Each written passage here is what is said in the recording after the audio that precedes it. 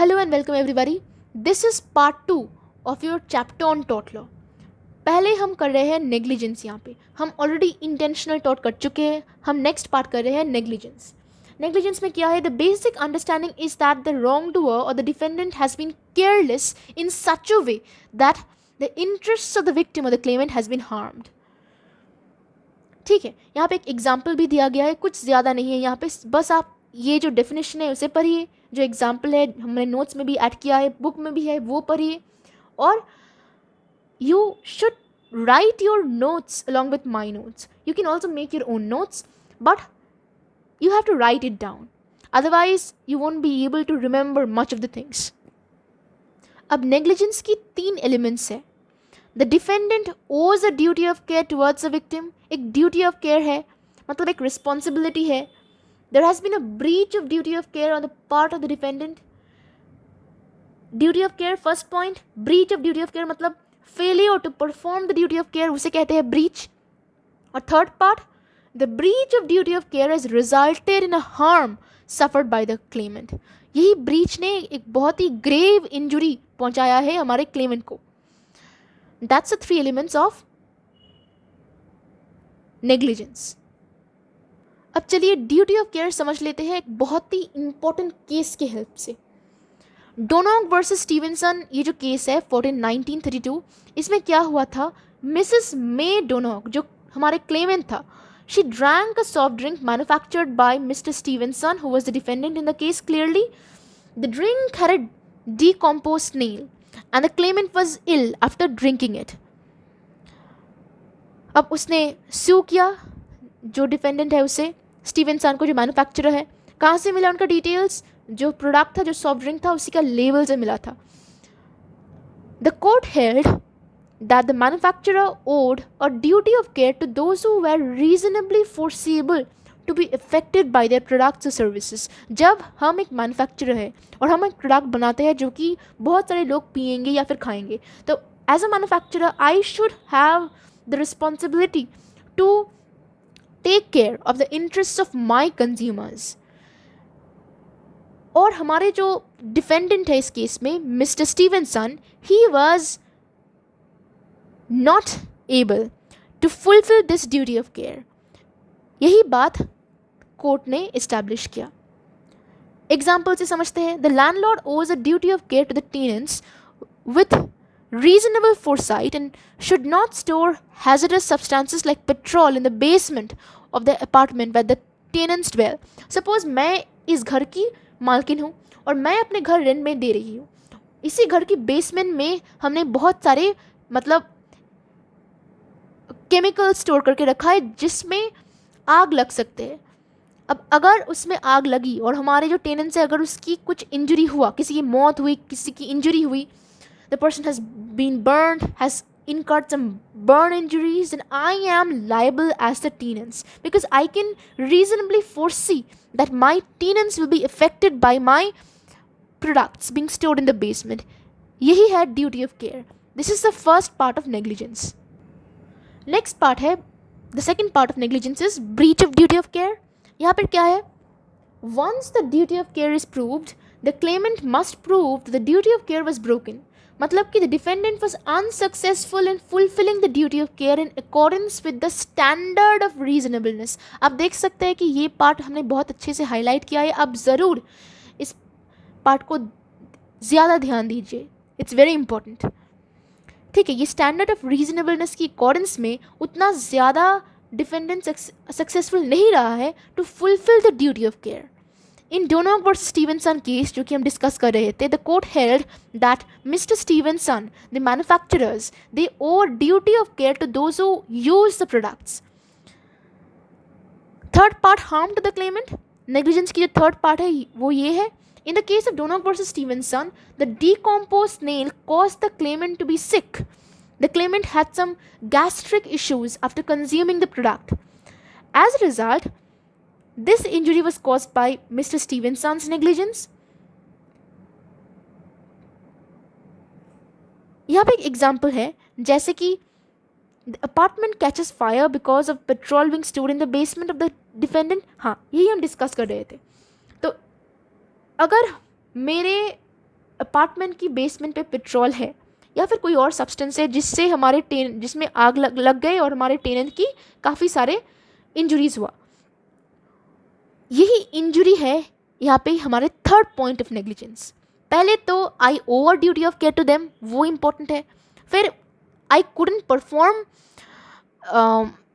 my responsibilities, I was unsuccessful in fulfilling the duty of care in accordance to the standard of reasonableness, ये second point है, second part है of negligence। and third part, हमारे यही negligence की वजह से, हमारे यही मतलब carelessness की वजह से हमारे जो claimant है, the person has incurred some grave injuries or any injury and I am liable for it।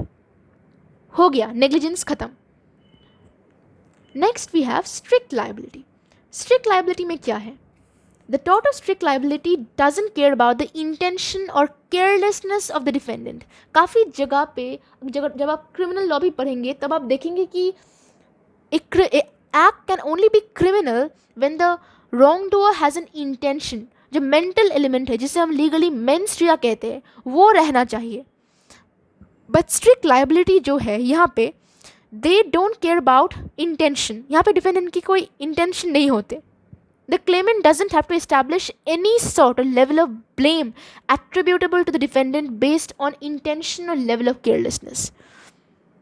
जैसे कि if I have an animal like a dog with an unusual hazardous tendency and this animal causes an injury to another person who has been there in my garden or perhaps my tenants, then I have a strict liability। यहाँ पे मेरा तो कोई intention नहीं था। I have not asked my dog to go and bite that person. The dog has simply gone and harmed that person. Or the defendant is involved in an unusually hazardous activity like blasting dynamites। ऐसी situation में जो भी injured है उन्हें मेरा intention prove करने की ज़रूरत नहीं है। सिर्फ यही प्रूव करना काफ़ी है कि डिफेंडेंट हैज़ बिन और the claimant has been harmed.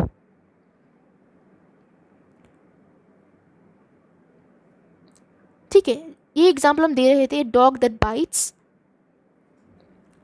देखिए, if a dog bites that's an unusual tendency in a dog. Generally dogs don't do that, specially the ones that are pets. But in the case of a defendant possessing a bull, अब देखिए bull की तो natural tendency है कि वो harm करेंगे। इसमें जो क्लेमेंट है उनका रिस्पॉन्सिबिलिटी है कि वो मतलब अपने आप को सिक्योर रखे। अगर मेरा बुल, अगर मैं डिफेंडेंट हूँ एक केस में और मेरा जो बुल है वो किसी को इंज्योर करते हैं, then I am not liable. Then nobody can sue me on the ground of strict liability. It's a normal dangerous tendency if it's done by a bull. It's not unusual. There is nothing unusual there. अब हम आ रहे हैं सबसे important part में आपकी इस chapter में, ultra हैजरस activity. ये जो एब्सोल्यूट लाइबिलिटी है it was developed in India. आप मतलब ये मान के चलिए कि आपकी जो क्लास 12 में है इलीगल स्टडीज़ की एग्जाम्स होने वाले हैं, इंटरनल एक्सटर्नल, एक बार ना एक बार ये क्वेश्चन आपको देंगे ही देंगे। When the defendant carries out or keeps an unusually dangerous situation in his or her building or is involved in an activity that offers an inevitable danger of injury, the defendant could be responsible for the damage caused even if he or she has taken reasonable care to prevent the harm। ये आप देख रहे हैं, ये जो चीज़ें मैंने highlight किया है ये आपका बहुत ही अच्छे से पढ़ा रहना चाहिए। You should read this with utmost care। Now, what's absolute liability? It's a principle developed in India, introduced by the Supreme Court of India in the aftermath of two infamous gas leaks। देखते हैं वो क्या क्या है। पहले तो the Bhopal gas leak disaster of 1984, a factory of the Union Carbide Corporation. Just give attention to the details here. The Union Carbide Corporation, located in Bhopal, had a major leakage of gas methyl isocyanate. Note the spelling, note the names. Union Carbide Corporation, gas क्या था? Methyl isocyanate. It killed 2,260 persons and injured 600,000 people. It was a major gas leak case, the most infamous one ever held in India. उसके बाद एक और case है, the historical Shriram foods and fertiliser industries. This case was fought right after 1 year in 1985. A factory in Delhi leaked oleum gas. यहाँ पे जो पहले case है, यहाँ पे है यूनियन कार्बाइड कॉरपोरेशन, और उस जो गैस है वो है मिथाइल आइसोसाइनेट. यहाँ पे जो Shriram food and fertiliser industries है, यहाँ पे क्या है, ओलियम गैस है.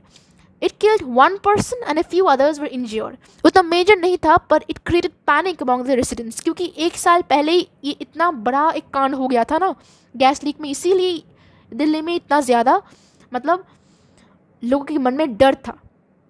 तब इंडिया के चीफ जस्टिस था P.N. Bhagwati. You must be familiar with his name. He was also part of the Keshavananda ruling or the Hussainara Khatun case. He was a very prominent justice. Now, P.N. Bhagavati, the Chief Justice, in the famous M.C. Mehta versus Sri Ram Foods and Fertilizer Industries case of 1987, he declared that any enterprise engaged in an inherently dangerous and hazardous activity owes an absolute and non-deligible duty of care to the workers and residents of the area, or the activity has to be conducted with the highest standards of safety possible. और अगर कोई भी harm हो to the people of the adjoining areas because of some untoward incidents, then the enterprise should be absolutely liable to compensate without any debate. तब जो company है जो कि गैस लीक मतलब जिसकी फैक्ट्री में गैस लीक हुआ है, या फिर किसी भी मतलब डेंजरस चीज़ें हुआ है, the person can not say that I have taken all the care to prevent such a thing from happening. अगर कुछ भी होते हैं, then the factory has to compensate. The factory is absolutely liable. और कोई ऐसे डिबेट नहीं चलेगा तब उसकी मतलब फेवर में. They owe an absolute and non-deligible and unarguable duty of care to the workers and residents of the area. Everything has to be done with the highest standards of safety possible. बस हो गया और कुछ नहीं है. मतलब आपके chapter formally यहीं पे ख़त्म हो जाते हैं, पर एक और इम्पॉर्टेंट पार्ट है जो कि आप कर सकते हैं at the end. Summary of the kinds of harm में है economic interest, property interest in land, other types of property, and the claimant's right to bodily integrity. So kinds of harm में bodily injury भी है. अब हम देखते हैं इसमें क्या क्या है. क्लेमेंट की जो इकोनॉमिक इंटरेस्ट है उसे हमारे टॉर्ट लॉ बहुत ही अच्छे से प्रोटेक्ट करते हैं. Harm can be caused by intentional और नेग्लिजेंस केसेस, और वो सारे इंस्टेंसेस में tort law can provide them remedies to enforce their rights. Bodily injury में क्या है, tort law protects the claimant of any harm to his और her bodily integrity. मतलब वही बैटरी, असाल्ट जो कि इंटेंशनल है, या फिर tort of negligence, breach of traffic laws और हेल्थ लॉज, इन सब के अगेंस्ट हमारे टॉर्ट लॉ में रूलिंग्स है. The tort law protects our rights of bodily integrity. Then property interests in land, obviously we have been doing this in detail in the previous video. जो tort law है, it protects our property interests, the interests in landed property. It prevents intrusions or trespass to chattel, trespass to property or conversion. Last but not the least, एक simple category है other types of property. इसको भी हमारे tort law बचाते हैं, मतलब protect करते हैं. It prohibits taking away tangible property. Tangible property मतलब property that can be touched. It cannot be taken away directly, deliberately. It amounts to conversion, and damage can be because of negligence and carelessness. बस इससे आपका tort law बिल्कुल ख़त्म हो जाते हैं. ये आपके हिंदी एक्सप्लेनेशन था. अगर आपको ये वीडियो पसंद आए तो please like the video and don't forget to write a good comment. I definitely feel happy when any one of you write any good thing about the video. और इसके अगले जो चैप्टर है ऑन क्रिमिनल लॉ, ये हम cover करने वाले हैं. ऑलरेडी आपके टर्म 2 से लेके जो भी चैप्टर्स है ऑलरेडी अपलोडेड है. तो once I complete term 1, you can easily start with your term 2 revision. So please be with my channel and don't forget to subscribe. Thank you so much.